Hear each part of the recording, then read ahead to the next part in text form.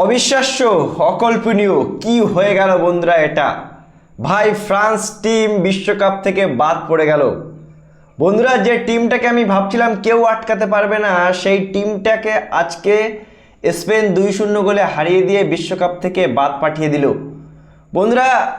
2010 সালের পর 2026 দীর্ঘ 16টা বছর অপেক্ষার পর দ্বিতীয়বার ফাইনালে উঠলো লামিন ইয়ামালের স্পেন। কিন্তু আজকে আমার একটাই প্রশ্ন যে কোন ফ্রান্স দল খেলছিল ভাই? না এমবাপে না ওসমান ডেম্বেলে, মানে মনে হচ্ছিল কি অগোছালো একটা টিম।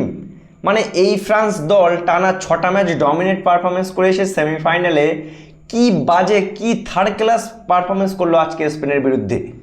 22 মিনিটে যে পেনাল্টিটা পেলো, পেনাল্টিতে যে গোলটা দিল স্পেন, সেই গোলের পরে যেন আর ফ্রান্স কামব্যাকই করতে পারলো না। প্রথম হাফে থার্ড ক্লাস জঘন্য পারফরমেন্স করলো, 1 গোল খেলো। দ্বিতীয় হাফে আমরা কি দেখতে পেলাম বন্ধুরা? 58 মিনিটে এসে দ্বিতীয় গোলটা খাওয়ার পরে ফ্রান্স আর টোটালি কামব্যাকই করেনি। মানে স্পেনের ডিফেন্সের সামনে ফ্রান্সের এমবাপে ডেম্বেলেরা পুরো অসহায়। আর ফ্রান্সের খেলা দেখে এতটা ডিসঅ্যাপয়েন্টেড, মানে মনে হচ্ছে যে এ কোন ফ্রান্স দল? এতদিন যে টানা 6টা ম্যাচ ডমিনেট করছিল, এ কি সেই ফ্রান্স দল? আমার তো মনে হয় না বন্ধুরা সে ফ্রান্স দল। মানে মানে এখনও পর্যন্ত কেমন একটা মনে হচ্ছে যে ভাই এই ফ্রান্স দলকে আমি ভেবেছিলাম কেউ আটকাতে পারবে না, এরা ভাই ট্রফি জিতবে, এমবাপে হয়তো দ্বিতীয় ট্রফি জিতবে।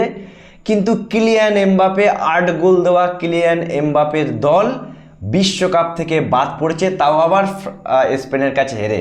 আর এই স্পেন এই নিয়ে টানা তৃতীয়বার সেমিফাইনালে ফ্রান্সকে হারালো বন্ধুরা। 2024 সালে ইউরো কাপ, 2025 সালে উইফা নেশন লিগস, আর এবার বিশ্বকাপের মতো মঞ্চে, মানে নকআউট মঞ্চে তিনবার স্পেন ফ্রান্সকে হারিয়ে বাড়ি পাঠিয়ে দিল। আর আজকে সব থেকে মানুষ অবাক হবে যে ভাই এমবাপের দল, যে দলটা মোস্ট সাকসেসফুল, মোস্ট শক্তিশালী মনে হচ্ছিল না, মানে আজকেও হয়তো 99.9% মানুষ ভেবেছিল যে ভাই ফ্রান্স জিতবে, এমবাপে গোল করবে।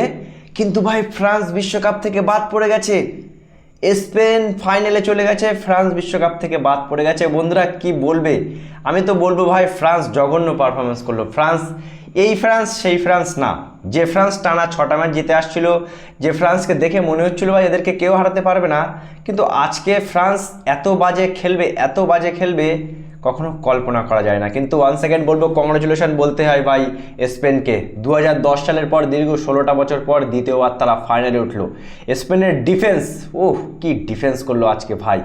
মানে আমি বলবো ডিফেন্সের কারণে হয়তো স্পেন জিতেছে আজকে। অসাধারণ খেললো স্পেন। আর কি বলবে ফ্রান্স ফ্রান্স ফ্রান্স এমবাপে খুবই খুবই হতাশ ভাই। এমবাপের দল ফ্রান্স এমনভাবে বাদ পড়ে যাবে কখনোই কল্পনা করিনি। কি বলবে বন্ধুরা এই ম্যাচ নিয়ে?